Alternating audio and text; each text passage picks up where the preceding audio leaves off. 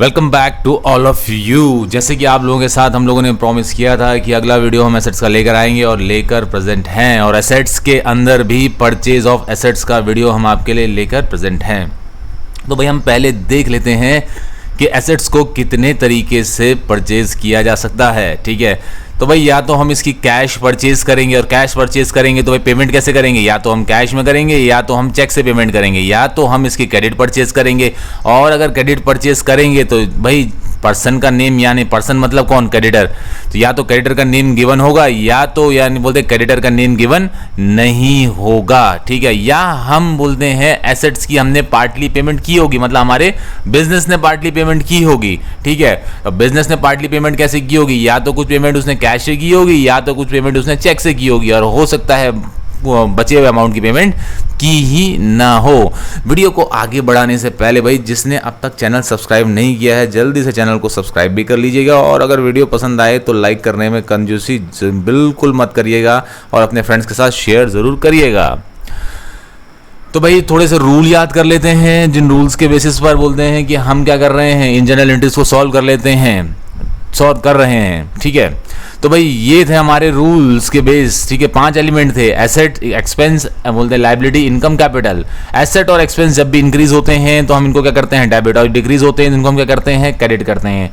लेकिन इसके अपोजिट जब लायबिलिटी, इनकम, कैपिटल बोलते हैं ये सारी चीज़ें इंक्रीज होती है तो इनको हम करते हैं क्रेडिट, और जब ये डिक्रीज होती हैं तो इनको हम करते हैं डेबिट। होप सो सभी लोगों को रूल्स दिमाग में एकदम फिट हो चुके होंगे वैसे अब तक। अब छोटा बोलते देखिए, ये चीज़ें ध्यान रखनी बहुत ज़रूरी है। देखिए गुड्स से रिलेटेड ये अकाउंट्स कौन कौन से हैं। ठीक, ये हैं सेल्स रिटर्न, परचेज रिटर्न, और बोलते हैं हमारे ये 4 अकाउंट है। इनका रिलेशन सिर्फ और सिर्फ गुड्स से है और किसी चीज़ से नहीं है। मतलब जब गुड्स का इनफ्लो होता है बिजनेस में, ठीक, यहाँ तब हम अकाउंट मेंटेन करते हैं कौन सा, परचेज रिटर्न और सेल्स रिटर्न। जब बोलते हैं कि आपके गुड्स का आउटफ्लो होता है, मतलब बिजनेस में से गुड्स बाहर जाते हैं, तो हम अकाउंट मेंटेन करते हैं सेल्स रिटर्न और परचेज रिटर्न का। तो इन अकाउंट्स का, इन चारों अकाउंट का लेना देना किससे है, सिर्फ गुड्स से है, किसी और चीज़ से नहीं है। आप परचेज अकाउंट तभी बनाएंगे जब आप गुड्स खरीदेंगे। ठीक है, सेल्स अकाउंट आप तभी बनाएंगे जब आप बोलते हैं गुड्स बेच रहे होंगे अपने बिजनेस के। सेल्स रिटर्न भी तभी जब गुड्स वापस आएंगे, और परचेज रिटर्न भी तभी जब आपने कुछ खरीदे हुए गुड्स आपका बिजनेस वापस करेगा। ठीक है, इसको एक एग्जांपल से और अच्छे से क्लियर करते हैं हम लोग। भाई ये हैं गुड्स आपके बिजनेस के, ठीक है, और इससे रिलेटेड अकाउंट कौन से हैं, परचेज रिटर्न है, सेल्स, परचेज हैं, सेल्स हैं, परचेज रिटर्न और सेल्स रिटर्न है। ठीक है जी। अच्छा, बिजनेस क्या चाहेगा कि इसको कैश में बोलते हैं कितनी जल्दी ये बिक जाएं, मतलब कैश में कन्वर्ट हो जाएं। कोई भी बिजनेस चाहेगा या बिजनेसमैन चाहेगा कि उसके जो गुड्स हैं वो जल्दी से जल्दी as soon as possible cash में कन्वर्ट हो जाएं। ठीक, क्योंकि जितनी जल्दी आपके बिजनेस बोलते हैं गुड्स बिकेंगे, ठीक है, बोलते हैं उतनी जल्दी आपके बिजनेस के पास क्या आएगा, रेवेन्यू आएगा, और रेवेन्यू में ही क्या होती है, रेवेन्यू की वजह से इनकम बढ़ेगी। तो हर बिजनेस इनकम के लिए या प्रॉफिट के लिए ही किया जाता है, तो हर बिजनेस चाहता है इसको जल्दी से जल्दी बेचा जाए। ठीक, तो इससे एक बात तो क्लियर हो गई कि भाई हम अपने बिजनेस में गुड्स के बोलते हैं इनफ्लो के लिए बोलते हैं 2 अकाउंट मेंटेन करते हैं, मतलब जब बिजनेस में आते हैं, एक परचेज अकाउंट और एक सेल्स रिटर्न अकाउंट। ठीक है, दूसरा बोलते हैं जब हमारे बिजनेस में से आउटफ्लो होता है, मतलब बिजनेस से बाहर जाते हैं गुड्स, तो हम अकाउंट मेंटेन करते हैं सेल्स और परचेज रिटर्न का। ठीक, तो ये गुड्स से रिलेटेड अकाउंट्स है। अब दूसरी चीज देखते हैं हम, एसेट्स। ठीक है, ये हैं हमारे बिजनेस के एसेट्स हैं। ठीक, अब ये एसेट्स होते हैं फिक्स एसेट्स की बात कर रहे हैं हम। ये बिजनेस में क्या रहते हैं, लॉन्ग टर्म तक रहते हैं, लंबे समय तक रहते हैं। और अगर कोई चीज़ लंबे समय तक बिजनेस में रहेगी तो उस पर कुछ खर्चा पानी भी तो होगा कि नहीं, बिल्कुल होगा। एग्जाम्पल ले लेते हैं, हम बोलते हैं बिल्डिंग की। ठीक है, कि भाई बिल्डिंग अगर आपके पास 4-5 सालों तक रहती है, ठीक, तो बिल्डिंग में कुछ ना कुछ खर्चा होगा भाई। एक आध 2-3 साल बाद आप उसमें पेंट कराएंगे। ठीक है, कभी कुछ टूट गया, मान लो दरवाजे की कुंडी टूट गई, कभी वॉशरूम में कोई नल है वो टूट गया, तो डेली के डेली या हफ्ते के हफ्ते कुछ ना कुछ छोटे मोटे खर्चे लगे रहते हैं। तो इन खर्चों को हमें क्या करना पड़ेगा, रिकॉर्ड करना पड़ेगा। और रिकॉर्ड कहाँ करेंगे, इनके लिए हमें एक सेपरेट अकाउंट मेंटेन करना पड़ेगा। इसीलिए जब आप एक एसेट को परचेज करते हो या सेल करते हो, ठीक है, तो एसेट के नाम का अकाउंट मेंटेन होता है, ना कि परचेज अकाउंट या सेल्स अकाउंट। ठीक, बच्चे बोल रहे हैं सर आप कहना क्या चाह रहे हो, देखिए अभी आपको फ़र्क पता लग जाएगा। मैं दिखाता हूँ कि जब हम गुड्स परचेज करते थे तो हम क्या एंट्री करते थे। ठीक है भाई, जब हम गुड्स परचेज करते थे तो हम ये एंट्री करते थे, ठीक, कि भाई हमारी होती थी ये अकाउंट इन्वॉल्व थे। बच्चे बोल रहे हैं सर याद आ गया, purchase account debit to cash account. ठीक है, बिल्कुल सही।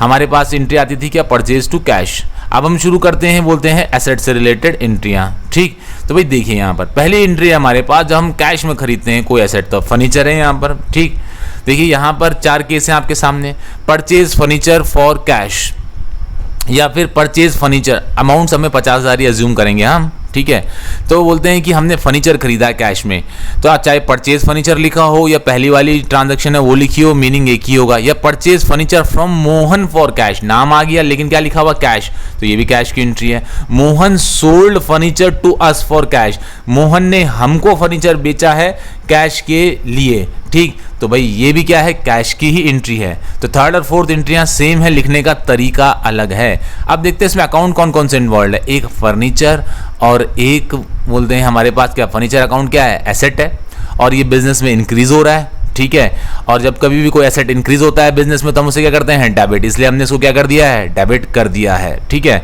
दूसरा अकाउंट है हमारे पास कैश का। ठीक है, ये भी एसेट है लेकिन क्या है, ये डिक्रीज हो रहा है। भाई फर्नीचर खरीदा तो कैश दिया हमने, हमारे बिजनेस ने दिया। ठीक, और जब कोई एसेट डिक्रीज होता है तो हम उसे क्या करते हैं, क्रेडिट करते हैं। ठीक, और एंट्री बन गई furniture account debit to cash account की एंट्री यहाँ पर बन चुकी है। बच्चे बोल रहे हैं सर यहाँ परचेज अकाउंट क्यों नहीं आया, यही तो बात मैं कहना चाह रहा हूँ। यहाँ परचेज अकाउंट इसलिए नहीं आया क्योंकि ये क्या है, एक फिक्स एसेट है और ये बिजनेस में लॉन्ग टर्म तक हमें इसे मेंटेन करना है। ठीक है, तो भाई फर्नीचर से इस पे कुछ खर्चे भी होंगे लॉन्ग टर्म में, इसलिए हमें क्या करना पड़ेगा, इसका एक सेपरेट अकाउंट मतलब इसी के नाम का, यानी फर्नीचर के नाम का हमने अकाउंट बना दिया है। और परचेज अकाउंट मैंने जैसे कि बताया था आपको क्या, कि सिर्फ गुड्स से रिलेटेड होता है। ठीक है, तो गुड्स एक अलग चीज होती है और एसेट्स एक अलग चीज होते हैं। जिसको इनमें फर्क नहीं पता है तो भैया वो गुड्स से रिलेटेड वीडियो है उसको जरूर देखें। बेसिक टर्म्स ऑफ अकाउंटिंग वाली प्लेलिस्ट में वो वीडियो दे रखा है, उसको जरूर देखिएगा। उसका लिंक मैं आपको डिस्क्रिप्शन में दे दूंगा। ठीक है, तो उसको जरूर देखिएगा। ठीक, नेक्स्ट ट्रांजैक्शन हम देखते हैं भाई, purchase of asset via cheque. अगर चेक से कोई खरीद ले, बोलते हैं किसी एसेट को, यानी कि जैसे यहाँ बताया जा रहा है लैंड खरीदी गई है 50,000 की। ठीक, तो बोलते हैं कि तब क्या एंट्री होगी, तो बोलते देखिए कौन कौन सा अकाउंट है। पहला तो अकाउंट हो गया लैंड। ठीक है, ये क्या है, एसेट है और हमारे बिजनेस में इंक्रीज हो रहा है। और जब कभी भी कोई एसेट इंक्रीज होता है तो हम क्या करते हैं, उसको डेबिट करते हैं, इसलिए हमने इसको डेबिट किया है। नेक्स्ट अकाउंट है बैंक, ये भी हमारे बिजनेस के लिए एसेट है। ठीक है, लेकिन भाई ये डिक्रीज हो रहा है। जब आप चेक से पेमेंट करेंगे तो बोलते हैं कि जो अमाउंट है वो कहाँ से कम होगा, बैंक से कम होगा। ठीक, तो जब कोई एसेट कम होता है तो हम क्या करते हैं, उसको क्रेडिट कर देते हैं। इसलिए एंट्री बन गई हमारी land account debit to bank account की एंट्री हमारी बनकर तैयार हो चुकी है। तो जब हम चेक से पेमेंट करेंगे तो कौन सा अकाउंट अफेक्टेड होगा, बैंक अकाउंट। ठीक है जी, अब हम नेक्स्ट देख लेते हैं कि भाई जब क्रेडिट पे खरीदे हम।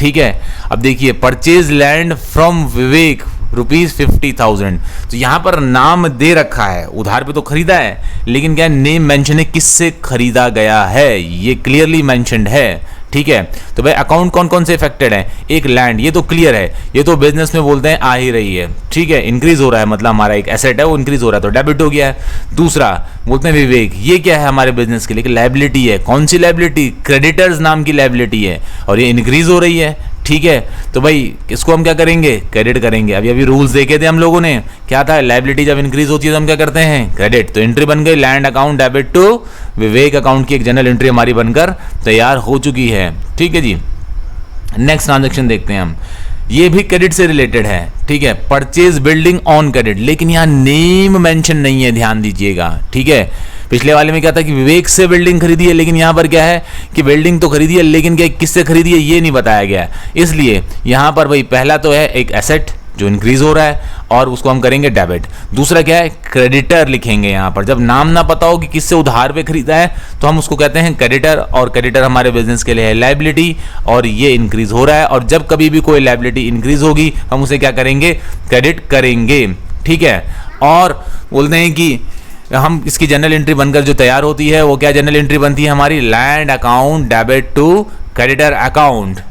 ठीक, नेक्स्ट जनरल एंट्री हम देख लेते हैं। ठीक है, ये है purchase of asset on credit की देखते हैं भाई। अब ये पार्टली पेमेंट वाली एंट्री हमारी, ठीक, जो थर्ड केस था हमारा, पार्टली पेमेंट में हम जरा ध्यान देंगे देखिए यहाँ बता रहे बिल्डिंग खरीदी गई कितने की, 50,000 की। पेड 10,000 इन कैश, बोले 10,000 रुपये हमने कैश में दे दिए, 20,000 रुपये हमने चेक से पेमेंट कर दी, और जो बचा हुआ अमाउंट है वो हम 3 महीने बाद पे करेंगे। ठीक, तो जरा ध्यान देते हैं इस पर। ठीक है, कौन कौन सा अकाउंट इन्वॉल्व है। पहली चीज भाई, लैंड तो हमारे बोलते हैं क्या, एक एसेट है, अभी अब तक हम देखते आ रहे हैं। ठीक, ये बिजनेस में इंक्रीज हो रहा है तो हमने इसको क्या किया है, डेबिट किया है। दूसरा, कैश हमारे बिजनेस के लिए एसेट है, लेकिन ये कम हो रहा है, क्यों, पेमेंट कर दी ना, कितने की, 10,000 की। ठीक, दूसरा बैंक, ये भी एक एसेट है, लेकिन ये भी कम हो रहा है, क्यों, हमने चेक से पेमेंट की है 20,000 की।